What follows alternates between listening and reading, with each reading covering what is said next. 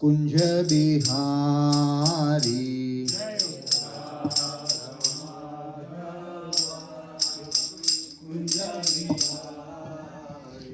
जय राधा माधव कुंज बिहारी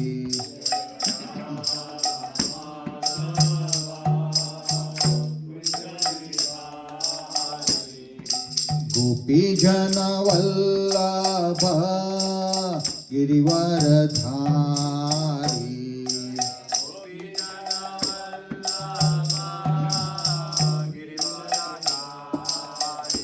जय गोपी जन वल्लभ गिरिवरधारी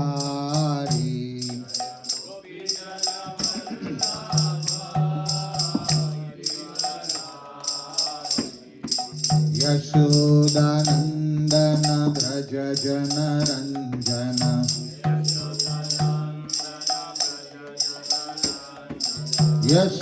यशोदानंदन ब्रज जन रंजन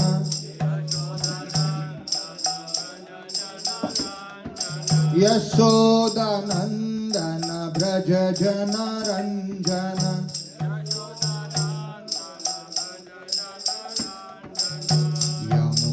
तेरा वनचारी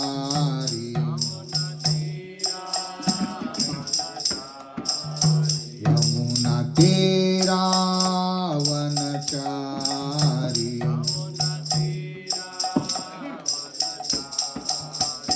जय राधा माधव कुंज बिहारी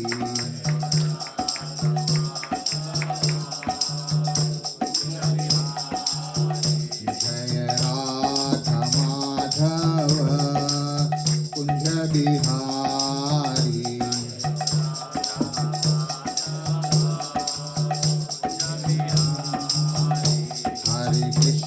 हरे कृष्णा कृष्णा कृष्णा हरे हरे हरे राम राम राम हरे हरे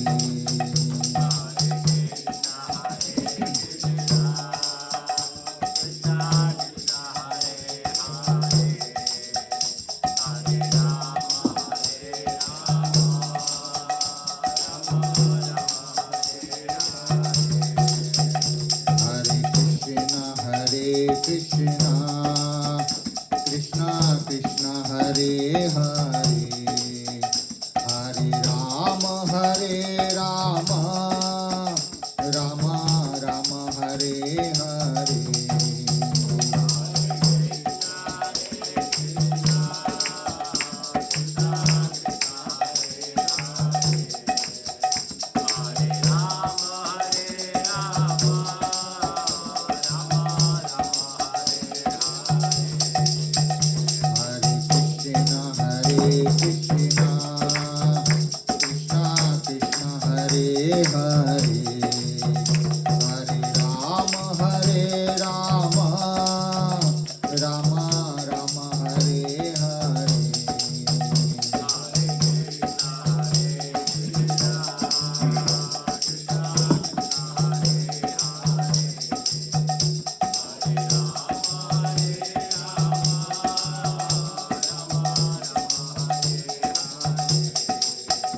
जय प्रभुपदा जय प्रभुपदा जय प्रभुपदा जय प्रभुपदा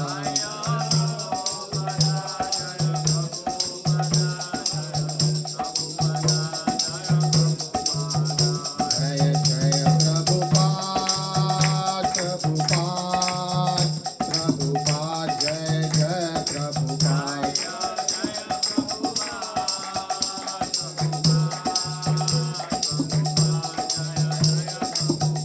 जय जय गुरुदेव गुरुदेव गुरुदेव जय जय गुरुदेव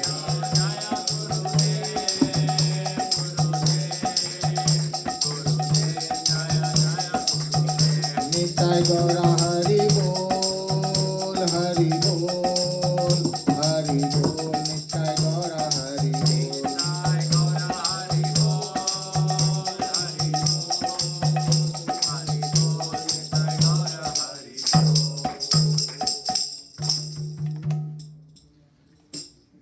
नमो विष्णुपदाय कृष्णप्रस्थाय भूतले श्रीमते भक्ति वेदांत स्वामी नीति नामिने नमस्ते सारस्वते देवे गौरवाणी प्रचारिणे निर्विशेष शून्यवादी पाश्चात्य देशतारिणे जय श्री कृष्ण चैतन्य प्रभु नित्यानंद श्री अद्वैत गदाधर श्रीवासदि गौर भक्तवृंद हरे Krishna Krishna Krishna Hare Hare Hare Ram Ram Ram Hare Hare Hare Krishna. Please repeat after me. Om Namo Bhagavate Vasudevaya. Om Namo Bhagavate Vasudevaya. Om Namo Bhagavate Vasudevaya. Narayanam Namaskrityam Naram Chaiva Narottamam Devim Saraswatim Vyasam Tato Jayam Udirayet Shrunvatam Swakatha Krishna Punya Shravana Kirtana Hridayantastu hi abhadrani Vidnoti suhatsatam Nashtaprayesu abhadresu Nityam Bhagavata sevaya Bhagavati uttama sloke Bhakti bhavati naistaki Krishnaya Vasudevaya Devaki Nandanaya cha Nanda Gopakumaraya Govindaya Namo Namaha Namaha Pankajanabhaya Namaha Pankajamaline Namaha Pankajanetraya Namaste Pankajangraye Sri Chaitanya Manobhistam Sthapitam Yena Bhutale Swayam Rupa Kadamayam Dadati Swapadantikam Vancha Kalpatarubhyascha Kripa Sindhubhya eva cha Patitanam Pavanebhyo Vaishnavebhyo Namo Namaha Mukam Karoti Vachalam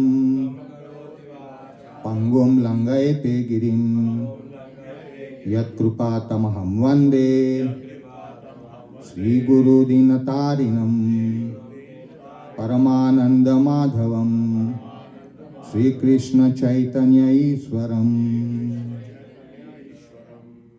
Hare Krishna. Thank you so much. Welcome to this Sunday Feast program organized by ISKCON Stouffville.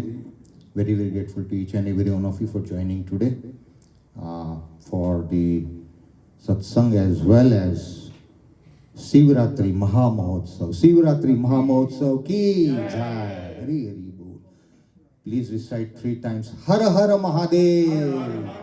Har Har Mahadev. Har Har Mahadev. Hari Hari Bol. Thank you so much. Thank you, devotees. So today we'll be studying a little bit on Bhagavad Gita 9.25, which is on page number 404 of this yellow copy hard book. 9.25, chapter 9, verse number 25.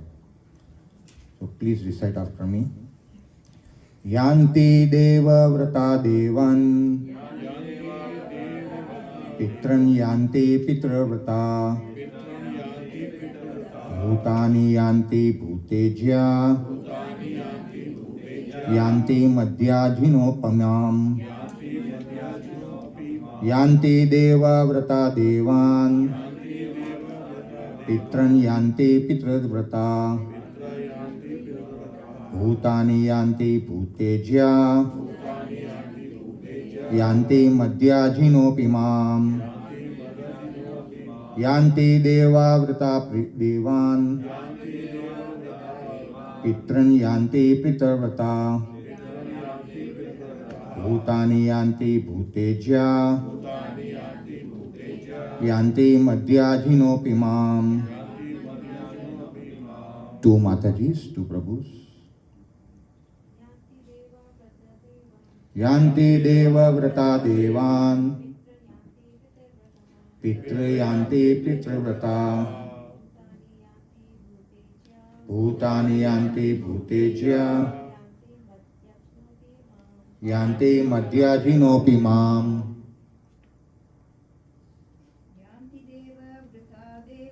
यान्ति देवव्रता देवान् पितृन् यान्ति पितृव्रता भूतानि यान्ति भूतेज्या यान्ति मद्याजिनोऽपि माम्. यान्ति देवव्रता देवान् पितृन् यान्ति पितृव्रता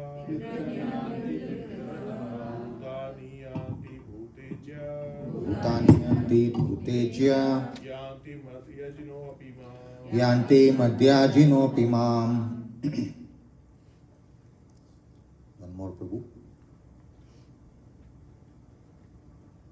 यान्ति देवव्रता देवान् यान्ति देवव्रता देवान् यान्ति पितृव्रतः पितृन् यान्ति पितृव्रतः भूतानि यान्ति भूतेज्या भूतानि यान्ति भूतेज्या यान्ति मद्याजिनोऽपि माम्. यान्ति मद्याजिनोऽपि माम्. Thank you so much, Prabhus and Matajis. Anyone for the translation? Translation by His Divine Grace A.C. Bhaktivedanta Swami Shiva. Prabhupada ki jai. Those who worship the demigods will take birth among the demigods. Those who worship the ancestors go to the ancestors.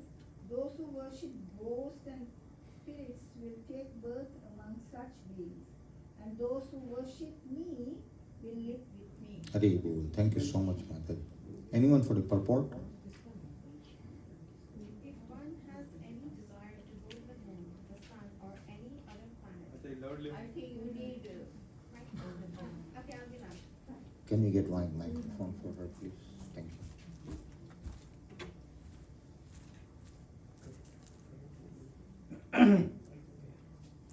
Oh, you can take this one. You can take this one.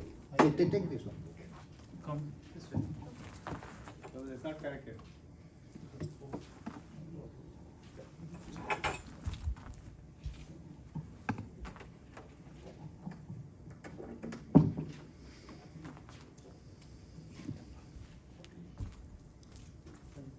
Translation by His Divine Grace A.C. Bhaktivedanta Swami Srila Prabhupada ki Jai.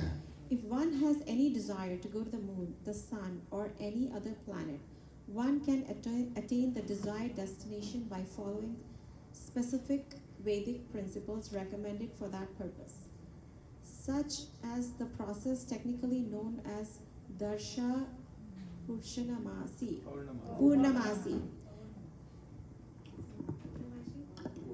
Purnamashi. There are vividly described in the fruitative activities portions of the Vedas, which recommends a specific worship of demigods situated on different heavenly planets.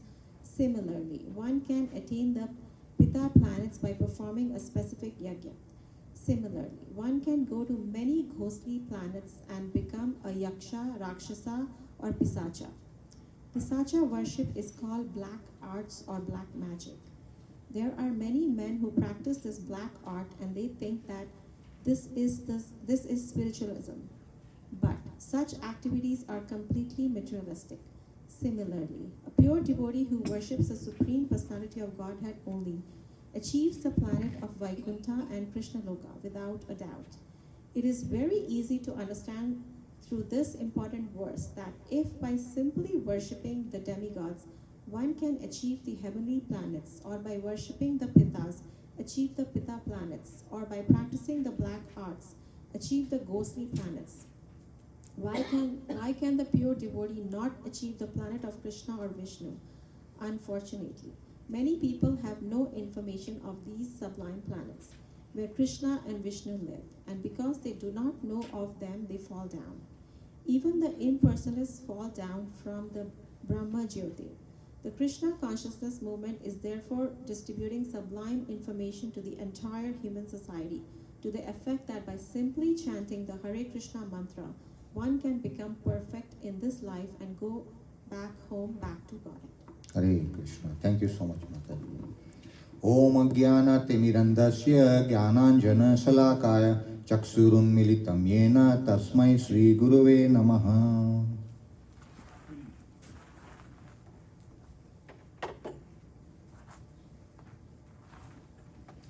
Hare Krishna. Hare Krishna. Thank you so much once again, devotees, for assembling today for the Sunday Feast program organized by ISKCON Stouffville. I seek the blessings of each and every Vaishnava gathered here, such that the word spoken gets pleasing to Sri Guru and Sri Gauranga. I'm not qualified to say anything on the Shastras, but with the unlimited causeless mercy of Sri Guru and Gauranga, I'm given this opportunity to speak few words, which I'll try to do so as a service to my Guru Maharaj. But in the process, if there is any shortcomings, please forgive me. Hare Krishna. So we are on chapter 9, which is the most confidential knowledge. It is the heart of Bhagavad Gita. Why? Because it is exactly in the center of the Bhagavad Gita. There are 18 chapters, and we are in the middlemost chapter, which is titled the most confidential knowledge. So we have seen in the last 5 verses, 9.20 to 9.24, 5 verses, we have seen how Lord Krishna is telling Arjuna that worship of him, which is worship of Krishna, is most desirable and suitable, as well as most beneficial to anyone. Whereas worship of demigods is also done by many people, but Krishna says that is avidhi purvakam. Avidhi purvakam means it is done in a wrong way. Worship of demigods, Krishna says, is nothing but worship of Krishna himself, but it is an indirect way of worshipping Krishna. Why? Because all these demigods are empowered by Krishna himself. And therefore, Krishna recommends that one must worship directly the Supreme Personality of Godhead himself. And if it is done through the demigods, yes, they are worshipping Krishna only, but it's avidhi purvakam. And where is that word used? I think it's 9.22, avidhi purvakam. So let's try to recap 9.20 to 9.25, only the translation, such that we create the platform on which we can speak few words on 9.25. Let's start with 9.20. Those who study the Vedas and drink the Soma juice, seeking the heavenly planets, worship me indirectly. Purified of sinful reactions, they take birth on the pious heavenly planet of Indra, where they enjoy godly delights.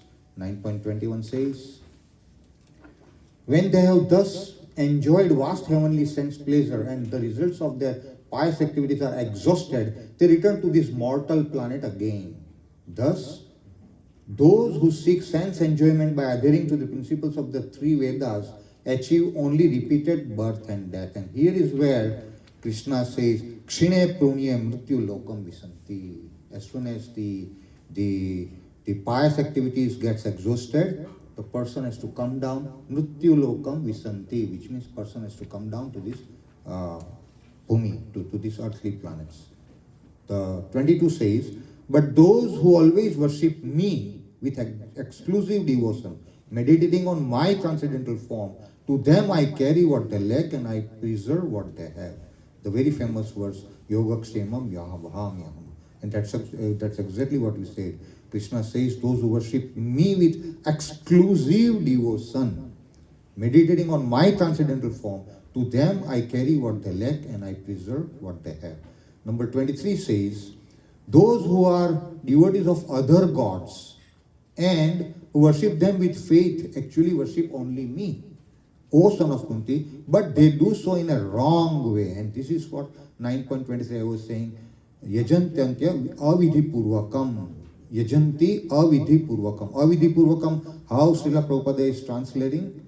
Yajanti is they worship. Avidhi purvakam is in a wrong way.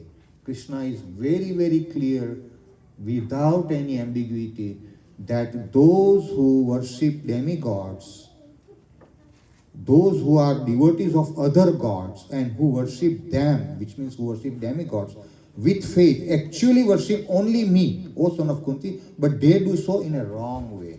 So it's an indirect way of worshipping Krishna only, but it's a wrong way, avidhi purvakam. And 24 says, we very nicely heard last class, I am the only enjoyer and master of all sacrifices. Therefore, those who do not recognize my true transcendental nature fall down. So that brings us to 9.25, and the translation goes, those who worship the demigods will take birth among the demigods. Those who worship the ancestors go to the ancestors. Those who worship ghosts and spirits will take birth among such beings.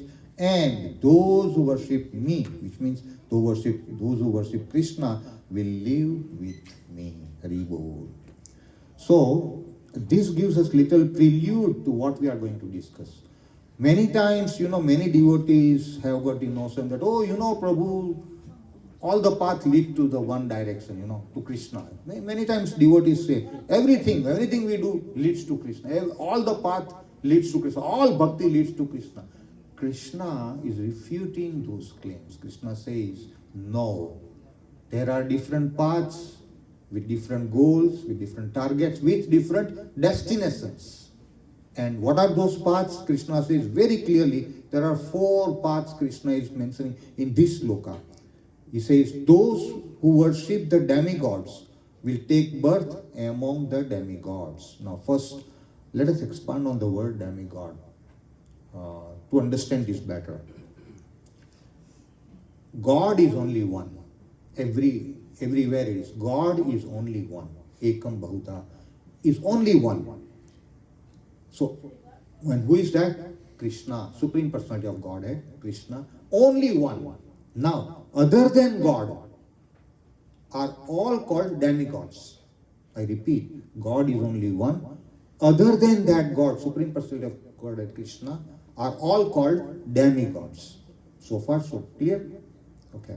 Now, among the demigods, Krishna, Sambhu, the Shiva, is the supermost, and we will see why in a while. We are going to glorify Lord Shiva because today being Shiva ratri, again Har Har Mahadev.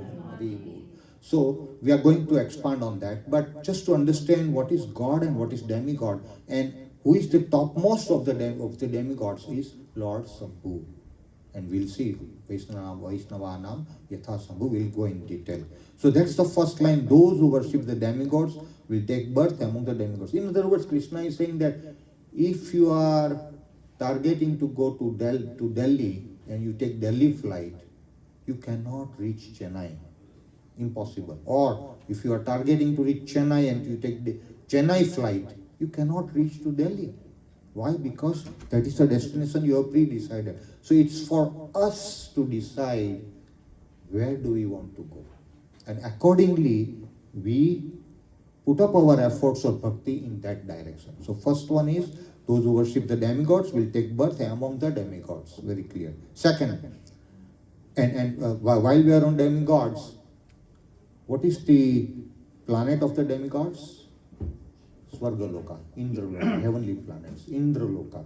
So we know there are 14 planetary systems, and we are on the Bhurloka. Bhurloka is planet Earth. Above Bhurloka comes Bhuvarloka. Bhuvarloka. So Bhurloka is all human beings. Above Bhurloka is Bhuvarloka. Above Bhuvarloka is Svargaloka. Above Svargaloka is 4 planets: Jana, Mahar, Tapa, and Satya. Jana Loka, Mahar Loka, Tapa Loka, and Satya Loka. So 7 planetary system: Bhur, Bhuva, Swar, Swaha, Jana, Mahar, Tapa, and Satya. Very clear. Now, Jana Loka, Bhur Loka is our human beings. Above Bhur Loka is Bhuvar Loka, Bhuver, Bhuvar Loka. Bhuvar Loka, who are the inhabitants of Bhuvar Loka? Yakshas, Rakshasas, Pisachas, ancestors, Gandharvas, Charanas, Kinnaras. These are all who are Gandharvas, they are the singers, celestial singers, the dancers, Gandharvas, Kinnaras, and then Bhutas, Pisachas, ancestors. Ancestors means pious ancestors. Those who are impious, of course, go to the lower planetary system. But those pious ancestors go to the Bhuvar Loka, so Bhuvar Loka. Above it comes Swarga Loka. Swarga Loka is presided by who? Indra. Indra is the king of heavenly planets. So that is Swargaloka, where all demigods reside, and that is where Krishna says those who worship the demigods will take birth among the demigods. But where? In the Swargaloka. So far so good. And then Jana, Mahar, Tapar, and Satyaloka is where Brahma is residing. Satyaloka, topmost. Okay.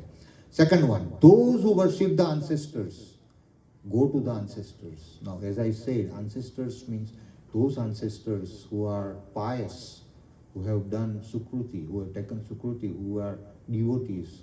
They are elevated to Bhuvar Loka, which is just one above Bhur Loka, which is planet Earth, Bhuvar Loka. That is where, amongst others, ancestors also reside, but they are the pious ancestors. So those who worship the ancestors will definitely go to the ancestors. Third, those who worship ghosts and spirits will take birth among such beings. Now, you will say, Prabhu, what is this ghosts and spirits? Is that real? I doubt. I can't see them. What is this ghost? I have never seen. No, they are. So those who, just to give little bit background, that when a person leaves the body, the gross body, of course, is cremated or buried, it goes to ashes, or it becomes the food for the birds. But the subtle body, if there are two scenarios, if the person is not liberated, subtle body has to transmigrate to another gross body. Correct, Prabhu? Subtle body has to transmigrate to another gross body. In the scenario of what? If he is not liberated. If he is liberated, subtle body also gets dropped down in the Virija river and he crosses the material realm to go to the spiritual world. That is the second scenario, liberated. Now, those people who are not liberated, as I said, subtle body is looking to transmigrate from the present current body, which is already fallen down. Soul has already left the gross body and it is cremated, done. Subtle body will find to live in a gross body. For those who are not liberated, Punaradi Jananam, Punaradi Maranam, Chakaryasayanam. But it's not immediate. It might take some time. So when subtle body is trying to find another gross body according to the karma of the jivas, and there is a time lag, in the time lag subtle body remains as a subtle body. And that subtle body without gross body, who is trying to fulfill the desires, because the soul feels pleasure and pain through material body. And if that subtle body doesn't have material body, it's still trying to feel pain and pleasure, but it's not able to. Why? Because lacking gross body, still it has not gone into another gross body, not yet transmigrated. In that interim period, subtle body remains as subtle body, and that is called ghosts and spirits. And these ghosts and spirits we call goblins. They reside in which loka? Bhuvar Loka, which is one above Bhuloka. I hope that is clear. And the fourth one, and those who worship me will live with me. Now, this is the essence of the sloka which I want to really expand. Essence of the sloka is, and those who worship me will live with me. The first three, demigods, ancestors, and ghosts and spirits, is in the material realm. The first three, demigods, ancestors, and ghosts and spirits, is in the material realm. But The fourth one, Krishna says, those who worship me, which means those who worship Krishna, will live with me, which will live with Krishna where? Where? Vaikuntha or Goloka, Ribol. I hope I'm not making everybody sleep. Yes, people are answering. Wonderful. Thank you. Thank you. Let's be in the flow. So, those people, Krishna says, who worship me will live with me, either in Vaikuntha or in the form of Narayana, where you render services to Lord Narayana in the mood of awe and reverence. Awe and reverence. Because to Narayana we worship in the mood of awe and reverence. Whereas in Goloka Vrindavana we worship Krishna as a servitude, as a eternal Jivera Swarupa, Krishna and Krishna. Okay. So far so good. So in this connection I wanted to bring one more verse. Of course on Ghosts and Spirits Prabhupada expands that there is black arts and black magic, and yes, there is black arts, black magic, but those people are on the material platform, and the results will be temporary, but that's not a positive one. So that is only Ghosts and Spirits. But those who worship me will live with me. There is one similar verse we have already studied in chapter 7, verse number 23, 7.23, and I will recite that verse. Antavatu phalam tesam tadbhavati alpamedasam devan devaya joyanti madbhakta yanti mamapi. Translation goes, translation by His Divine Grace, Srila Prabhupada, Jai Srila Prabhupada. Man of small intelligence, alpamedasam. The starting is man of small intelligence worship the demigods, and their fruits are limited and temporary. Those who worship the demigods go to the planets of the demigods. Same word, same translation, what we are studying 9.25. But Krishna says, my devotees ultimately reach my supreme planet. Hari Bol. That is the essence we wanted to expand. So Krishna says, those who worship the demigods go to the planets of the demigods. We already seen that. Yes, if you decide, it all depends on what destination you want to achieve, and definitely your efforts in that direction will bear the results. But the destinations will be different depending on what you decide. Those who worship the demigods go to the planets of the demigods, yes, but my devotees ultimately reach my supreme planet, which is either Vaikuntha or Goloka Vrindavana. Very clear on 7.23. Okay. There is one more verse I wanted to bring to your attention, which is Bhagavad Gita 8.14. Chapter 8, verse number 14. And I'll recite, please recite after me. Ananya chetata satatam, anya cheta satatam, ananya cheta satatam, yomam smaranti nityasaha, tasyaham sulabha partha, nitya yuktasya yogina.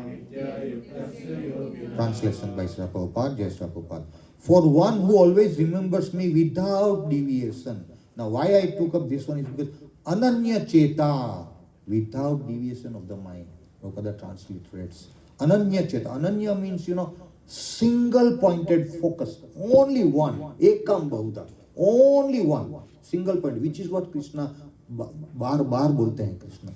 Arjun, you should be worshipping me with all your mind fixed on me. Continuously Krishna says the same thing again and again, but in different words, in last few verses. So for one who always remembers me without deviation, Krishna says, I am easy to obtain. Wow, this is what we want, right? And when we know the way to get what we want, we should be happy. Because Krishna says, not me, not you. Krishna says, for one who always remembers me without deviation, which means Tel Dharavat, 24/7, remembering Krishna, worshipping Krishna, fixing his mind on me, meditating on Krishna's form, Naam, Rup, Gun, Lila.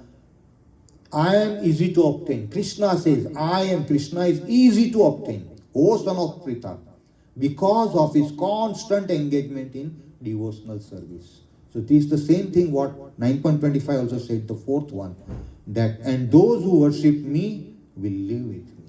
Krishna is again repeating. Okay. In this connection, even Tulsidas ji, Ramcharit Manas, Tulsikrut Ramcharitmanas says, and I took it from there, Ek bharoso, ek bal, ek aas biswas. I repeat, Ek bharoso, ek bal, ek aas biswas. Ek Ram Ghanshyam Hita Chatak Tulsidas. What does it mean? Ek bharoso, only one, single pointed at it. Bharoso means Vishwas, trust, faith. Ek bharoso, single pointed, not multi-branched. We have to have that resolute determination to worship Krishna, to remember Krishna, to meditate upon his Naam, Roop, Gun, Lila. Ek bharoso, no ananya, no deviation, no distraction. Ek, only Krishna. And that is what our Brahma Madhva Gaudiya Sampradaya repeatedly says, all acharyas, that continuously worship Krishna. Remember, even Krishna himself says, Manmana Bhava Mad Bhakto Madhyajimam. 2 times he says in Bhagavad. Why? Because we need to have that single pointed attention towards Krishna, ignoring the distractions. Just like that, the horse has got clippers, right? Horse has got clippers on both eyes. Such that horse cannot look at the right side, cannot know what is going on the left side, but he can see only the road ahead of it. That is how Krishna says, meditate on my Naam, Roop, Gun, Lila. Ek bharoso, ek bal, only one strength, Tulsidas says.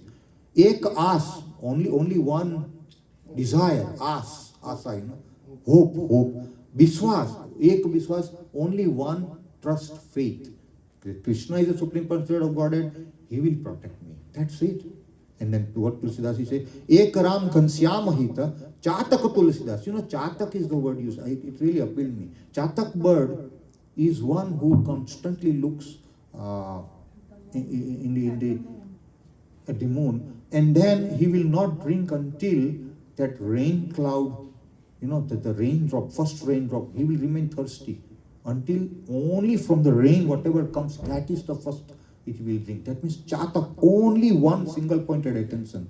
So I just wanted to expand on that, the fourth one, which is then those who worship me will live with me.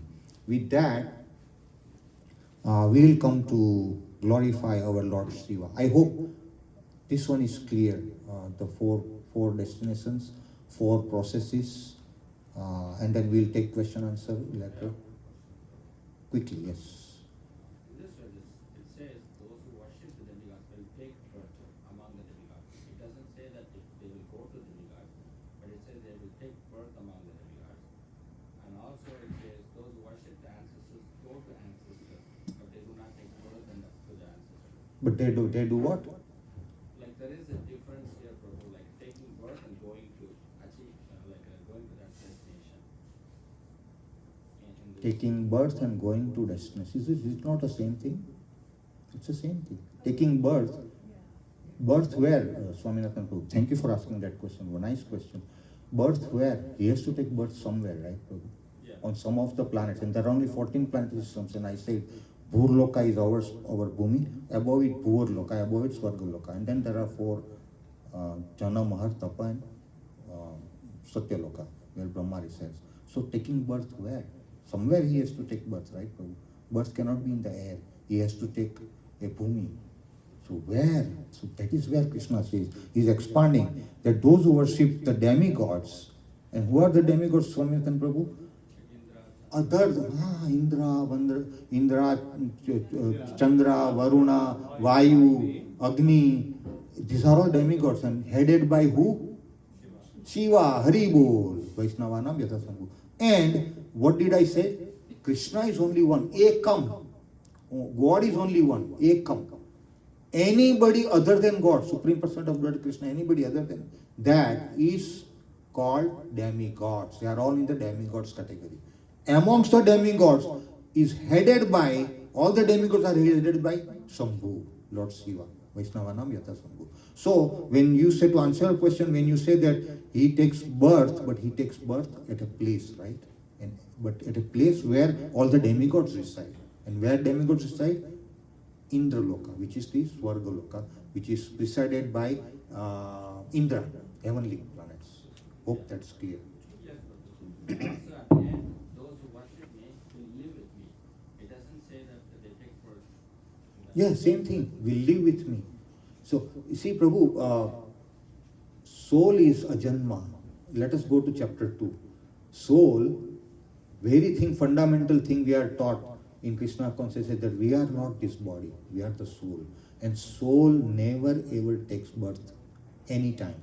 Neither it dies, Nainam chindranti sastrani, nainam dahati pavaka. No weapon can cut the soul, no fire can burn the soul, no. All those things we have seen. Vayu cannot be the. Soul is eternally existing. And Jivere Swarupa Hoy Krishna Re Nityadas, eternal servant of the Supreme Lord.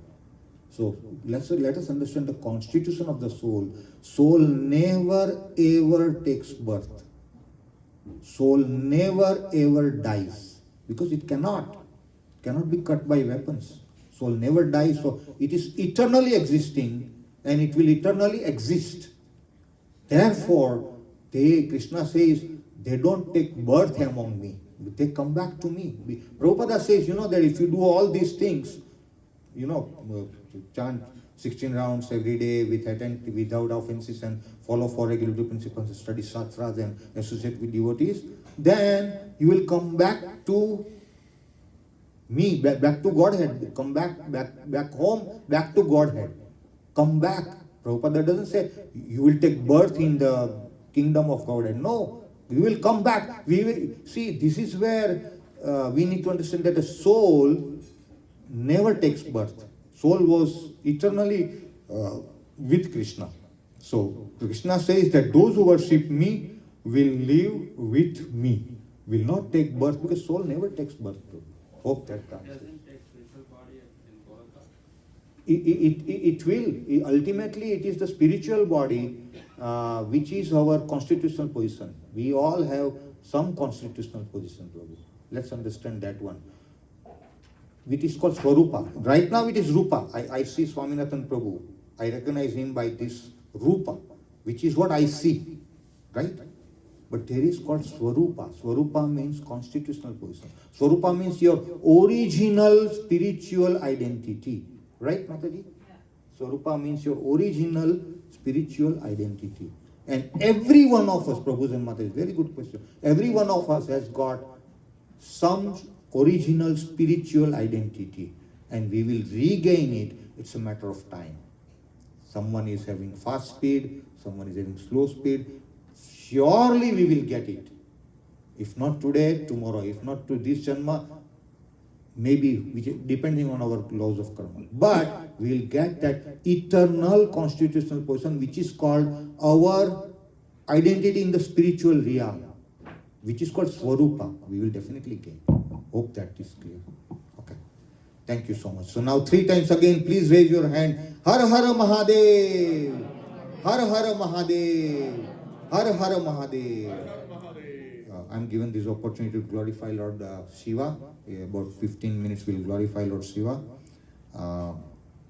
Because today is Shivratri and it is so auspicious to glorify Lord Shiva on the Shivratri.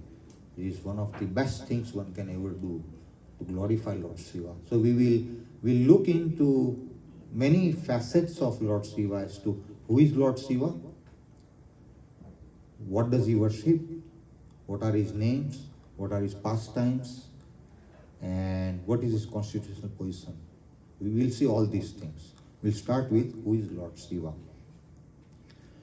So I'll take you to Srimad Bhagavatam 12.13.16, which is 12th canto, 13th chapter, verse number 16. Srimad Bhagavatam 12.13.16. Please recite after me. Nimna ganam yatha ganga. Nimna ganam yatha ganga. Devanam achyuto yatha. Devanam achyuto yatha. Vaishnavanam yatha sambhu. Vaishnavanam yatha sambhu. Purananam idam tatha. Purananam idam tatha. Hari Bol. Translation. Just as the Ganga is the greatest of all rivers, Lord Achyuta, the supreme among deities, and Lord Shambhu, Shiva, the greatest of Vaishnavas. So, Srimad Bhagavatam is the greatest of all Puranas. So, there are four things said here. That number one, Ganga is the greatest of all rivers. We all know. So, it's such a sacred river because it has come through the toes and it touched the toes of Vishnu when Vaman Dev pierced Ganga. Just as the Ganga is the greatest of all rivers. Number two, Lord Achyuta. Who is Achyuta? Krishna, Anadim, Achyutam, Anadim, Ananta Rupam. Krishna, Lord Achyuta, the supreme among deities. Among the deities, who is the supreme? Krishna is the supreme personality of Godhead. Number three. And Lord Shambhu, Shiva, Hari Bol. Lord Shambhu, Shiva is the greatest of all Vaishnavas. And that is what we will be expanding. Topmost Vaishnava. Amongst the Vaishnavas, Srimad Bhagavatam 12.13.16 says, Lord Shambhu Shiva, for whom we are celebrating today Shivratri, is the greatest of Vaishnavas. And number four, so similarly, Srimad Bhagavatam is the greatest of all Puranas. And we know, Pibata Rasamalayam, is the ripened fruit of all Vedic literatures, Srimad Bhagavatam. So, this verse glorifies Lord Shiva and gives him elated highest position of greatest of amongst the Vaishnavas. And that is what makes me say that Lord Shiva is the head of all demigods. Why? Because he is Vaishnavanam Yatha Shambhu. He is the greatest amongst Vaishnavas. And this is what Srimad Bhagavatam is saying. Okay. So far so good, clear? Haribol. We go to the next one. I have picked up from Brahma Samhita 5.45. Brahma Samhita 5.45. Please recite after me. This is a very, very, very important verse. Kshiram yatha dadivikara visesa yogat. Again. Kshiram yatha dadivikara visesa yogat. Dadivikara visesa yogat. Sanjayate nahi tata prithagasti heto. Sanjayate nahi tata prithagasti heto. Prithagasti heto yasya yasambhutam api tatha samupeti karyad. Yasambhutam api tatha samupeti karyad. Govindamadi purusam tamaham bhajami. Govindamadi purusam tamaham bhajami. Okay, so we are trying to know who Lord Shiva is, and the translation is beautiful. Just as milk is transformed into curd, curd means yogurt. Just as milk is transformed into curd by the action of acids, but yet the effect curd is neither same nor different from its cause, viz. Milk. So, I adore the primeval Lord Govinda, of whom the state of Shambhu is a transformation for the performance of the work of destruction. I read again, very important words. Just as milk is transformed into curd by the action of acids, but yet the effect curd is neither same as nor different from its cause, viz. Milk.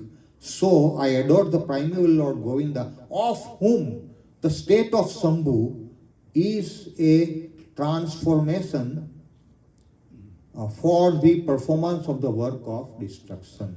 Okay, let us expand. And this is very important for us to know who Lord Shiva is. We must know who he is.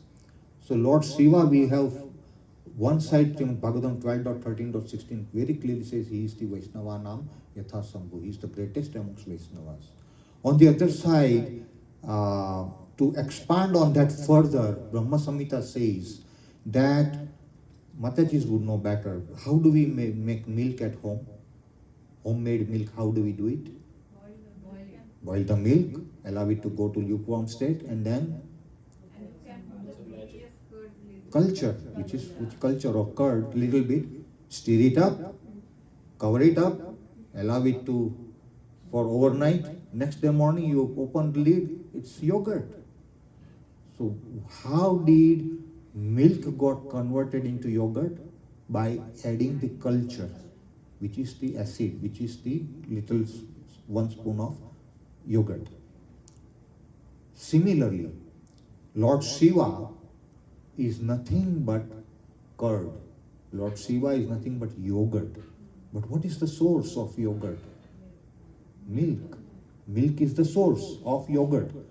Same way, Lord Shiva, let's put it this way. Everyone knows sweetness, right? Everyone knows what is sweetness. We have tasted sweetness. Can sweetness exist without its source, sugar? No. Sweetness exists because sugar exists. So that sweetness is Lord Shiva, and that sugar is Lord Krishna. That curd, yogurt, is Lord Shiva, and the milk, the source from where the curd is coming up, is Krishna. Now, this should make the position of Shiva very, very clear. That Lord Shiva is neither a jiva, which means jiva. Say Brahma is a jiva, right? Brahma is in material realm, is a jiva. He has got a certain definite life, although maybe very gigantic, higher than what Mrityuloka, our life is. But he is a jiva. So Lord Shiva is neither the jiva like Lord Brahma, nor he is Krishna himself, but he is called Guna Avatar. Guna Avatar. We know Guna Avatar. There are so many avatars, right? Guna Avatar, the Manya Avatar, the Yuga Avatar, the Leela Avatar. So many avatars are there. And 6 avatars, yes. Purusa Avatar, Yuga Avatar, Manvantara Avatar, Leela Avatar, Guna Avatar. And there is 6th one. Anyway. Sorry? Purusha Avatar. 6. We'll not go into that because we need to glorify Lord Shiva within the time. Otherwise, Prabhu will stand and beat me up. And I am on camera. Anyways, I'm kidding. So Lord Shiva is a Guna Avatar. Now, how many gunas are there in this material realm? Prabhu silently, 6, 3, Haribol. Prabhu, you should always sit in the front. If I forget, I can see you. 3, Haribol. Okay, so there are 3 gunas. And what are those?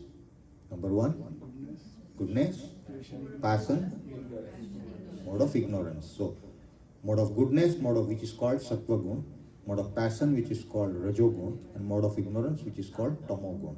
We are all aware. And this is in material realm, not in the spiritual. In the spiritual realm, it's Suddha Sattva. So, these 3 modes are there in the material realm. We are all subject to it. At any point in time, we are subject to one of these modes. Say, if I am chanting in the Brahma Murta, I am in which mood? Mode of goodness, Sattva Gun. Because I am chanting Lord Krishna's name. I am personally associating with Krishna one-on-one. That is mode of goodness. Then come 9 o'clock, 10 o'clock, I have to catch bus and boss and this and that and business. And I am in the mode of passion, which is Rajogun. And then in the evening, if something didn't go correct, of kids didn't behave well, or wife didn't cook what I wanted, then what happens? Mode of ignorance. So we get angry. We don't need to expand on it, but we are all subject to this constant cycle, and sometimes there is a combination of that. It's not that only Suddha, it could be Suddha, Sattva and Rajas and Tamas, combination. So, mode of goodness, passion and ignorance. Now, Lord Shiva is the presiding deity of the mode of ignorance, because Lord Krishna gets the work done through Shiva for annihilation. So, there is creation, there is maintenance, and there is destruction. Creation is done by who? Brahma, in the mode of passion. And so Brahma is the presiding deity of the mode of passion. Maintenance is done by who? Vishnu. And therefore it is in the mode of goodness. And Krishna, as just now I said, gets the thing done of annihilation. Through whom? Lord Shiva, in the mode of ignorance. Oh, you all should come here now. I should be there. Very bold. Wonderful answers. Now, so my point was, Lord Shiva is neither the Jiva like Lord Brahma, nor Krishna himself, but he is an extended, separated energy of Krishna, and therefore he is called Guna Avatar. And therefore he has a touch of the material modes of nature, which is mode of ignorance. And therefore he is compared to yogurt, because yogurt is coming from the touch of that culture into the milk. Source is milk. Shiva cannot exist without Krishna, because Krishna's external separated energy, which is presided over by Shiva for the mode of annihilation, for the purpose of annihilation, which is either partial annihilation at the end of every day of Brahma, or complete annihilation at the end of the life of Brahma. Right, Prabhu? So, are we clear on who Lord Shiva is? He is neither Jiva nor he is Krishna himself, but Krishna gets the things done through Shiva in the mode of ignorance for annihilation. So Krishna maintains, Brahma creates, and Lord Shiva annihilates. Okay. So far so good. Now, what are the names of Lord Shiva? I wanted, there are 8 or 10 names. I expect every one of you say one at a time. Rudra, okay. So who is Rudra? He is the son of, there are 11 Rudras, I believe. He is the son of Brahma. He has, all the Rudras have born from the Prakriti, from the between the two eyebrows of Lord Brahma, and they are angry. There is Rudra, but there's a Rudra Swarupa, we say Rudra Swarupa. But here, when we are talking of Lord Shiva, we are talking of Sada Shiva. We are talking of Sada Shiva, who is always eternally residing in, yes, the Mahesh Dham, because there is Ayodhya Dham, there is Goloka Dham, there is Mahesh Dham. Mahesh Dham is Kailas. If you see Golok chart, there is Mahesh Dham, which is inhabited by Lord Shiva. Lord Shiva's, Sadashiva's eternal abode is Mahesh Dham, which is in the spiritual realm, which is, if you see Goloka chart. So, number 1 is Rudra. No, second name, anyone? One at a time. Sambhu. Vaishnava Nam Yatha Sambhu. 12.13.16 says. He is Sambhu. He is lovingly called Sambhu. Why? Because he is so compassionate, and we'll see on the other qualities of Lord Shiva depending on the name suggested. But yes, he is Sambhu. Third name. Asutos. Haribol. Asutos means one who gets very, very pleased easily. But he gets flip side of the coin. Prabhu, do not get flip side. He can get angry too very easily. Because I'll not go to the another name, because I expect you to tell me, but Asutos means a person who gets pleased very easily. And Shiva has got the greatest compassionate quality of getting pleased very easily. You do little and he gets pleased. You serve him little and he gets pleased, And therefore, many personalities worshipped him. So, fourth name. Nataraj, yeah, we'll come to Bholenath. Very nice name. Nataraj, you see, Lord Shiva, when annihilates, either partial or complete, he does Tandava Nritya, and he has got his Dambru, diggy, diggy, diggy, diggy, diggy. He plays that, and he does Tandava Nritya in a specific posture. And that posture, the form, beautiful form of Shiva, is called Nataraj. Nata means dancing or even actor. Raj means king. He is the king of dancing. And when he, and God forbid, we will never be able to see him dancing Tandava Nritya, because that's a pralaya, but he does Tandava Nritya in the form of Nataraj, and we know that Nataraj ki murti bahut hoti hai, right? So Nataraj, okay, Bholenath, wonderful name, Mataji, Bholenath, Bhole, now what is Bhole? What is the... Innocent, naive, innocent, no cunningness. He is most compassionate. There is no cunningness, there is no kapat, there is no chal kapat. Bholenath is plain and simple, innocent. Lord Shiva has got that quality of being Bhole, Nath. Nath means the master of Bholenath. He is the one whose heart is clean, and therefore he gets pleased very easily. Asutosh. On little worship he gets pleased, but therefore he is Bholenath. Okay. In Ramayana they say, Mohe kapata chala chidrana bhava, niramala mana jana so mohi pava, Mohe kapata chala chidrana bhava. Lord Ramchandra says, but the meaning is same. Nirmala mana, nirmal man, so mohi pava. He is the one who is clean in heart. Bholenath, like Bholenath, he is very dear to me. Nirmala mana jana so mohi pava, Mohe kapata chala chidrana bhava. Lord Ramchandra says, I don't like kapata, chal and chidra, deceit, speaking lies. So yeah, cunning person. So Bholenath is opposite. He is very plain, nice Mataji. Okay, fine. Chandramouli. Can you expand on the meaning, Mataji? Chandramouli. Yes. Similarly, I was coming to Gangadhar also. But nice. Chandramouli means he has got beautiful, that half Chandrama.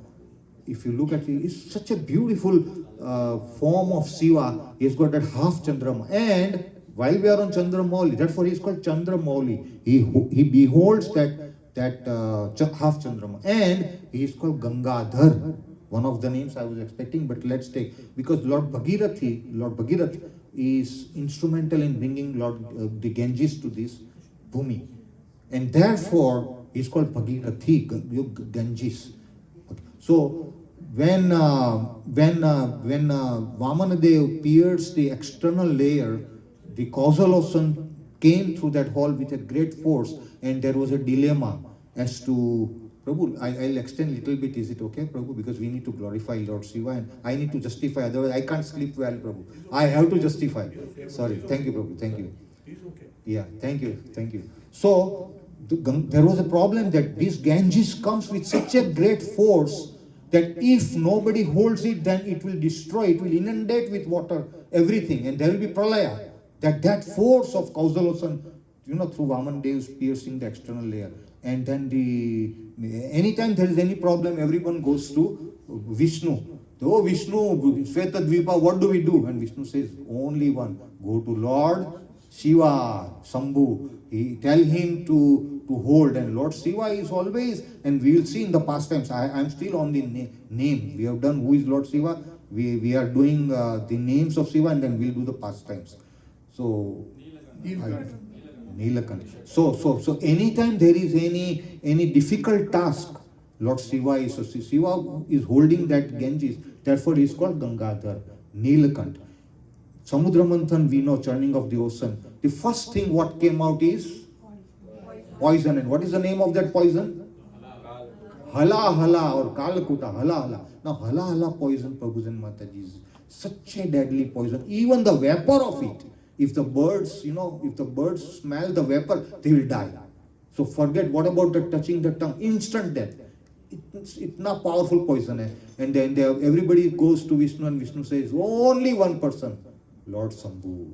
Shambhu, he drinks hala poison, but he doesn't swallow all the way inside. He keeps it in the throat. And I'll tell you why in a moment, why he doesn't swallow. But when you keep the poison in the throat, poison is green, right? The throat turns green, and therefore he is called Nilakantha. He's blue. His throat turns blue. And why he didn't swallow all the way inside? Because there is Acharyas give very nice, and I was listening that Shambhu knows that there is Krishna, Paramatma residing in his heart. And this, if he swallows, it will contaminate. And therefore he kept it only up to the throat level. And therefore it turned into blue, and therefore he is called Nilakant. So that is one. Couple of names more. Pashupati is also, I was about to. There is a sastra called Pashupatastra. Lord Shiva is given Pashupatastra, which is very powerful, which is once thrown, it has to hit target and it has to do its work. And Lord Shiva is the only one. Sorry? Yeah. So Pasupata, so Lord Shiva is called Pasupata. Pasupata, because he is holding the Pasupata shrine, it is given to Arjuna. Okay, next name. Huh? Amarnath. He is eternal, right? Amar means eternal. One more name and then we go. Mahadev. Haribol. I was about to. Devadhi Dev iti Mahadev. Mahadev means Devadhi Dev. And we have seen that amongst all the demigods, who is the topmost? Shiva. So he is Vaishnavanam Yatasambhu. So he is called Mahadev. So Devadi Dev, Mahadev. Among the demigods, he is the head of. He is the head of all demigods. Although he is not a demigod, he is accepting that position of annihilation because Lord Krishna interested him with the task of annihilation in the mode of ignorance, and therefore he is performing. But because other than Krishna is all called demigods, therefore we are all called demigods and then headed by Lord Shambhu. Okay, so I hope we are good on the names. So many names. Okay, we come to the Leela pastime. Prabhu, please pardon me today. My vandan to you. Pastimes. So there are a couple of pastimes. We all know, very sankshipta, very brief. We all know the Daksha pastime, right, of Lord Shiva. That once upon a time the Daksha organized a havan and the yajna and invited everyone, and then Lord Shiva was one of them, being son-in-law. Son-in-law, his wife's name is Sati, and Sati is the daughter of Daksha. Everybody knows. Hari bol. Nice, Prabhu. Hari bol. So Sati and Shiva were there, and then Shiva was, Lord Shiva is always in meditation. He is always in trance. We have not come on to what he is chanting. Prabhu taught me years before, but yes. So, but he is always in meditation. His eyes are always closed. He's meditating on his Ishtadev, always. So in that sabha he was meditating, and obviously Lord Daksha enters. Everybody stands up. Lord Shiva's eyes are closed, and he's not moving at all. He doesn't even know that Lord Daksha has come. And Daksha observes. Everyone stood up to respect me. I am entering. This my son-in-law, the husband of my daughter Sati, Shiva, is not even standing up. He's not even, forget standing, he's not even moving a millimeter. He's just, in that dhyana avastha. And Lord Shiva doesn't know. So Daksha got offended. And sure enough, the yajna goes. Now Daksha is in that revengeful mood, which is very, very deadly, very, very dangerous. One should give it up. So Daksha organizes another yajna. Intentionally. Now here, Prabhupada and Mata, is the take home is, it is the intention which matters, not the process. It is the Krishna looks at your intentions. Krishna may or may not ignore the process, but Krishna looks at your intentions. What was the intention of Daksha in holding the second yajna, Mataji? To insult. To insult who? Lord Shiva. Why? Because he didn't stood up. He didn't give respect in the first time. And therefore, he invited everybody, including his daughter Sati. But Shiva, he didn't. He didn't invite his daughter also. He didn't invite Sati. Sorry, I'm jumping the gun. Sorry. Yeah. He invited everyone except Sati, and thank you, Prabhu. I'm jumping the gun. Now, what happens is, Sati comes to know because there are celestial planes passing through Kailas, and where are these people going? So Shambhu knows, Antaryami, right? He knows, your father Daksha has organized the yajna, and everyone is going there, and then all those celestial damsels and all, they are in garland, the best of the dresses, and Sati naturally, I want to wear those and I want to go, and it's my father, so Shambhu, can I go? Shambhu says, no, you should not go. Why? Because Shambhu knows the intention. Sati says no, and then Stri Hut and Raj, like Raj Hut and Bal Hut. Prabhu, we have to give up. Shambhu ultimately gave up. Okay, if you desire, but it's not good for you to go. And Sati says, no, I want to go. So Sati goes there to find what? Everybody invited, but not Lord Shiva. There is no betak, there is no seat allocated for Lord Shiva. And Sati goes wild. And Sati, despite all the advices from mother and all, Sati says, no, I will immolate myself. Because this is not This is an insult and I cannot tolerate. And she did with her Devagni. And the news obviously goes to Sambhu, and Sambhu gets very angry. Remember I said Bholenath, but Asutosh, but he gets pleased easily, but he gets angry also. Here is a cause. He gets very angry, and then we all know, that from the hair, that Virabhadra, and then he comes and destroys everything. But so the take home here is intentions matter. If it's the intentions with which you are doing yajna or kirtan, or it matters, because Krishna looks at the intentions. Substance over the form, we call it, right? Substance is more important than the form. Okay. Second pastime. We know Durvasa Muni, right? So, who is Durvasa Muni? Incarnation of Shiva, Hari Bol. Shiva, everyone knows.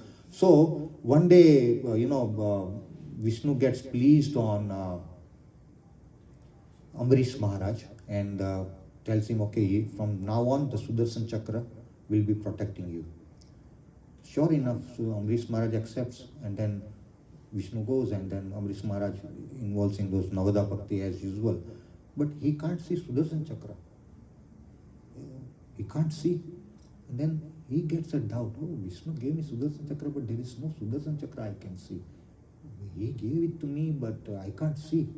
And he didn't spoke, and he's just thinking. And Lord Vishnu is Antaryami. So Vishnu knew that, oh, Amrish Maharaj has got that doubt. Despite me giving him, he has got doubt. I heard this from Amuk Leela Prabhu yesterday or earlier. Now, so what happens is Lord Vishnu sends who? Durvasa Muni, who is none other than Sambhu, the incarnation of Lord Shiva. Any difficult task, Lord Shiva is selected, and the Lord Shiva will do it, whether it is churning of ocean, drinking poison, or anything. Now, so Durvasa Muni comes, and we all know that at the Parana time, he tastes Amrish Maharaj, and the taste, and then he gets angry. And then ultimately, when he gets angry, he is offending Amrish Maharaj.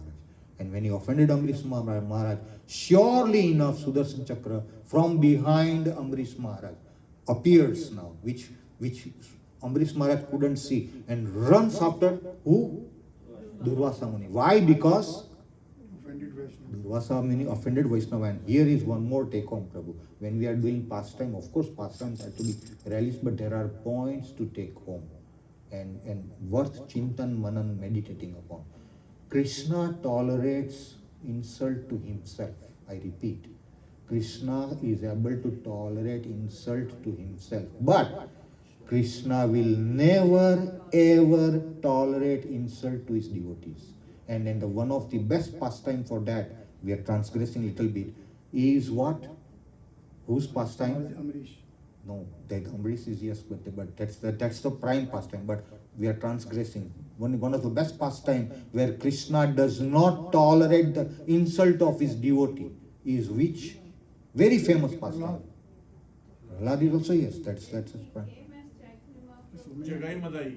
Jagai Madhai, Hari Bol. Yes, Mataji, Hari Bol, Hari Bol. That's what, yes, Mataji is also saying the same. So, Jagai Madhai. When Nityananda Prabhu is hurt by Madhai, by that, pot, and Nityananda Prabhu is profusely bleeding from the forehead, the matter goes, the word goes to Chaitanya Prabhu, and he runs to the crowd which is gathered, seeing Chaitanya Prabhu profusely bleeding, and immediately he looks, who did? The Madhai did.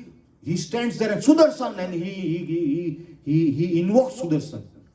And he was almost about to release Sudarshan to chop off the head of Madhai. Why? Because Madhai offended his devotee. Lord Chaitanya Mahaprabhu could not, who is none other than Krishna himself, could not tolerate the offense to his devotee, staunch devotee Nityananda Prabhu, who is none other than Balram, his own expansion. So, take home is, and of course we know in the past time that Nityananda Prabhu holds the feet of Chaitanya Prabhu, that my Lord, in this avatar we are here to distribute name of Godhead freely. We should show compassion. We are not here to annihilate. That was another, yada yadai dharmasya glani bhavadeva. That was in another one. He's holding the feet tight and he's pleading. While bleeding profusely, he's holding the feet of Nityananda Prabhu. No, Prabhu, please shower your compassion, tell him to chant your Krishna's name, they will be transformed. And then Sudarshan Chakra is again taken back. So the point to tell you is, Krishna will tolerate insult to himself, but Krishna will never ever tolerate offending a devotee. And in this pastime, that Sudarshan Chakra was going after who? Durvasa Muni. Durvasa Muni goes everywhere. Vishnu, so I cannot. Everybody. Ultimately, the advice is, you should go to the person to whom you offended. Who is? Amrish Maharaj. Then only Sudarshan can relieve you, not otherwise. If he forgives you, then you are done. And Durvasa Muni, surely enough, who is none other than Shambhu himself, goes to Amrish Maharaj and falls at his feet, offers prostrated obeisances and says, begs forgiveness. That is when Sudarshan Chakra went back. So the whole pastime is enacted by Vishnu to remove the doubts in the mind of Amrish Prabhu. I can't see Sudarshan Chakra. And then there are a couple of more pastimes. Prabhu, we have got time or I can? Okay, one more pastime, Prabhu. One more pastime. Beautiful. Prabhu, I cannot help without telling. And then you know how we feel, right? When we say. So there is one more pastime, very sweet pastime. There are two, but I will not say the second one. The second one is Mudgal, but I will not say. First, one more pastime, and then we'll wrap up. So we all know that once upon a time there was sages were contemplating as to who is the greatest amongst the demigods. The sages, all the sages are contemplating, and they are debating who is the great. So they all appoint Bhrigu Maharaj. That okay, Bhrigu Maharaj, Bhrigu is a rishi, exalted rishi. That you go. Although it is not, Acharya says, it is not within the capacity of Bhrigu, but still Bhrigu accepted. That okay, let me try to find out who is the greatest Vaishnava, who has got the highest mode of goodness. Tolerance and goodness, and who is the greatest. So Rishi Bhrigu goes to first Brahma. And who is Brahma? What is the relationship between Bhrigu and Brahma? Son and father. The Brahma is the father of Bhrigu. So first goes, and then when a son approaches father, what in our culture, traditional culture, what a son does first thing to father is obeisances, pranam, pranam. So Bhrigu Muni goes to Brahma, who happens to be his father, and he does what? He stands still.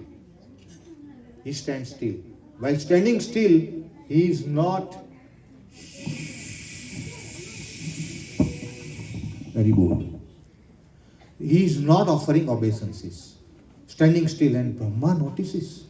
Brahma feels that my son is here, and he is not even saying pranams, he is not even speaking anything, even by the facial gestures, no respect, nothing. Brahma gets angry.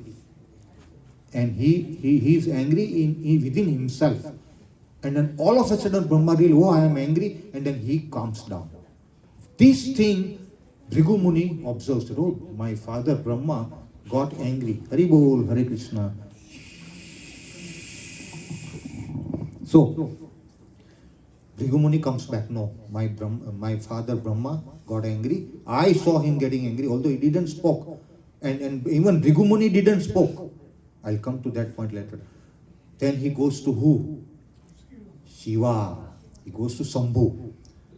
So when he goes to Shambhu, then who is Shambhu? What is the relationship between Shambhu? Sadasiv. What is the relationship between Shiva and Bhrigu Maharaj? Brothers. He is the elder brother. So because father is Brahma, also the son is Shiva. Because from the Bhrukuti and the Bhrigu Maharaj. Now Bhrigu goes to Shiva. So Shiva, having seen brother coming, he runs to embrace him. But Bhrigu Muni steps back. Again Shiva runs to embrace him. Bhrigu Muni steps back. Now he uses the words. Bhrigu Muni uses the word. Oh Shiva, look at you, filthy. You are filthy. Your dresses, you have got the mundamala, the skull, garland of the skull. You have got ashes all over. With whom you are associating. Look at these goblins and spirits, and don't touch me. And Shiva gets angry. That what is happening? I am trying to embrace him out of love and affection as my brother, and Bhrigu is insulting me. Shiva got angry, but he swallowed. This thing, Bhrigu Maharaj not. Oh, Shiva, my brother also got angry. He runs away from that. This cannot be. Comes to who? Vishnu. Santakaram Bhujagasayanam. No, Vishnu is in that posture, that sleeping mode, and then his eyes are closed, and Lakshmi Devi is doing Pada Sevanam as usual of Vishnu, in the seva of Vishnu. Now, Vishnu doesn't know because he's Santakaram Bhujagasayanam, he's sleeping. And Bhrigu Muni goes, oh, he even didn't look at me. He goes and he kicks on the chest of Bhrigu Maharaj. Kicks on the chest. This is with body.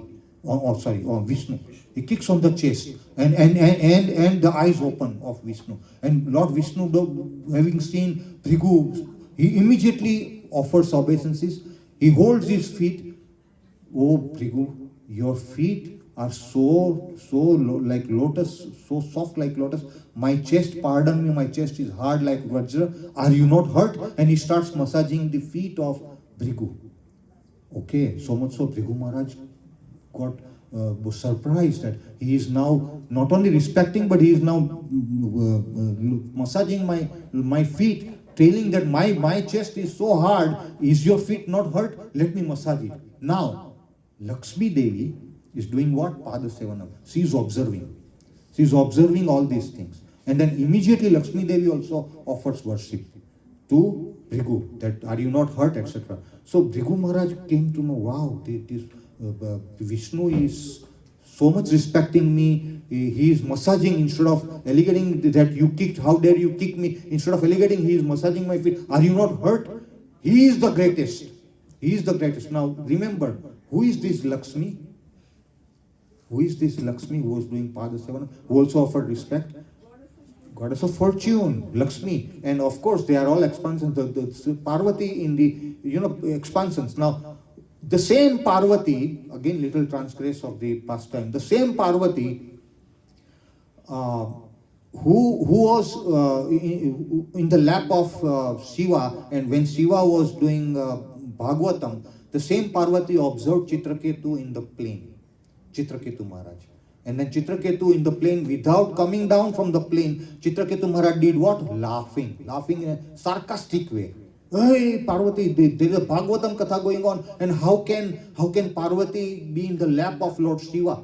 He laughed. Not only laughed, second offense he did to Shiva is that he even didn't got down off his celestial plane. Shiva was unmoved. Shiva is still engrossed in his pastime of Bhagavad Gita. Parvati Mataji observes. And Parvati could not tolerate this insult to her husband Lord Shiva. And Parvati curses Chitraketu that next birth you will become a demon. Why? Because neither you paid respect to Lord Shiva by getting down from the plane, nor you respected the situation. You are in fact laughing, which is an insult, and you become demon. And Chitraketu accepts. And he becomes what in the next birth? Vritrasur. And Vritrasur, we see, greatest demon whom nobody could defeat, but he has the Vaishnava heart. He is one of the great Vaishnava from within. He is worshipping Vishnu. He is one of the Bhaktavasa. But in the body of a demon. We saw that. The same Parvati who got immediately wild and cursed Chitraketu is worshipping, doing Pada Sevanam in the form of goddess of Lakshmi. But in this role, she is respecting Bhrigu. The same Parvati, same goddess of Lakshmi, respecting Bhrigu. So see the difference. And Bhrigu got confirmation that it's not Brahma, it's not Shiva, it is Vishnu. He goes to to cut it short, he goes to the sages and declares that, oh, you know what? Lord Vishnu is the greatest. He is the greatest, he is the most tolerating, and he has got the greatest mode of goodness, and everybody accepts. Okay, Prabhu, we accept. Now, does story end here? Pastime. Prabhu, does pastime end here? No, Prabhu says no. That means there is some murmur behind it. Prabhu says no, pastime doesn't end here. Now, here is the essence of it, the whole pastime. Bhrigu Muni going to test all these three, who is the great, didn't knew, but sages, before Bhrigu Muni goes to test Brahma, Vishnu and Mahesh, sages gave a message, conveyed the message to Brahma and Mahesh that Bhrigu Muni is on the way to test you. So Brahma and Mahesh thought that, oh, Bhrigu Muni is coming to test that who is the greatest, and Lord Shiva thought that no, I should glorify Lord Vishnu. Vishnu is the greatest, and therefore tells Brahma, we will get angry. And therefore Brahma and Shiva acted to get angry, to show Vishnu. Why? Because Shambhu wanted to glorify Lord Vishnu, because he Vaishnava Anam Yatha Shambhu. He wanted Lord Vishnu to be glorified, and therefore they got angry, which Bhrigu Muni didn't knew. Which sages conveyed the message, Bhrigu Muni didn't knew. They acted, and therefore the result is Bhrigu Muni came with the conclusion that, you know what, the greatest is Lord, tolerance and goodness is Vishnu. And that is where Lord Shambhu wanted to glorify